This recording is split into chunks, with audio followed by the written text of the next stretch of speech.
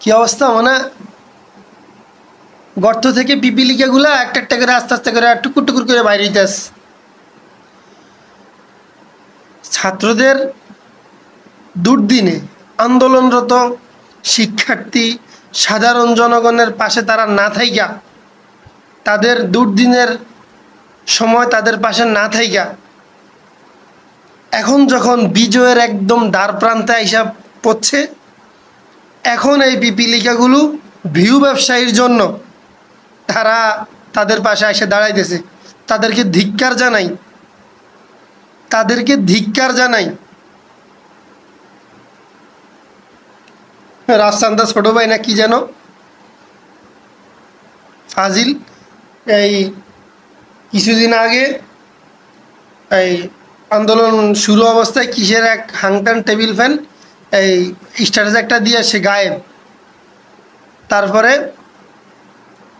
RS Faim না কি যেন একটা পোলা আছে, হ্যাঁ, ওর ফেসবুক কে যেন একটা ভিডিও দিছিল, দিয়া দেখে মানে দেখাইতেছে যে তাদের অবস্থা আর কি।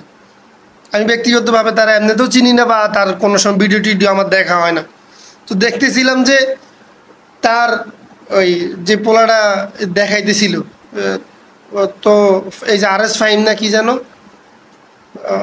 না জানি, ওই যে তৌহিদ আফ্রিদি সম্ভবত, ওই পোলাটার ফেসবুকে ঢুইকা দেখে যে হ্যাঁ আর বাপের লাগে ঘুমাইতাস।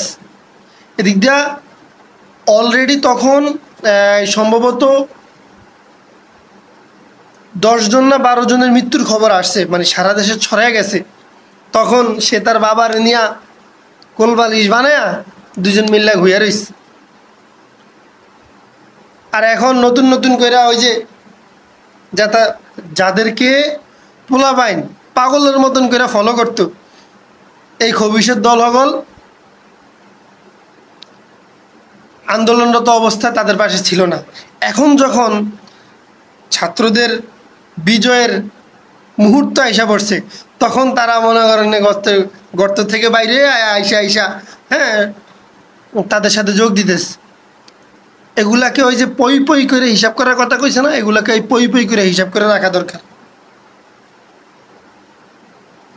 এগুলাকে পই পই করে হিসাব করে রাখা দরকার।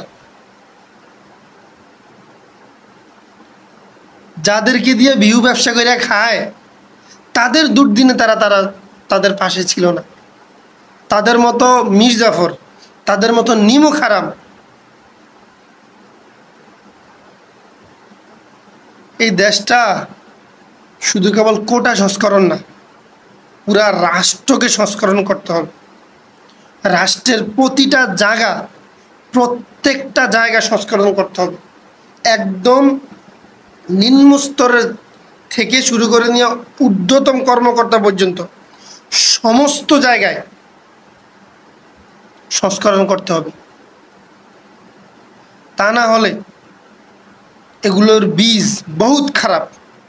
এগুলোর বংশধর বাড়াইব, আমাদের ভবিষ্যৎ প্রজন্ম যারা, তাদের জন্য এগুলো আবার ভয়ঙ্কর রূপ ধারণ করে দাঁড়াবে।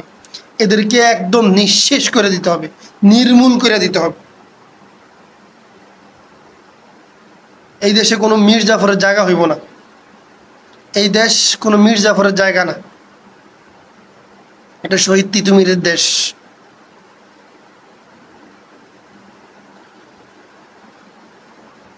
এই দেশ কোনো বিশ্বাসঘাতকদের দেশ না, এটা সিরাজউদ্দৌলার দেশ, এটা শাহজালাল শাহপরানের দেশ।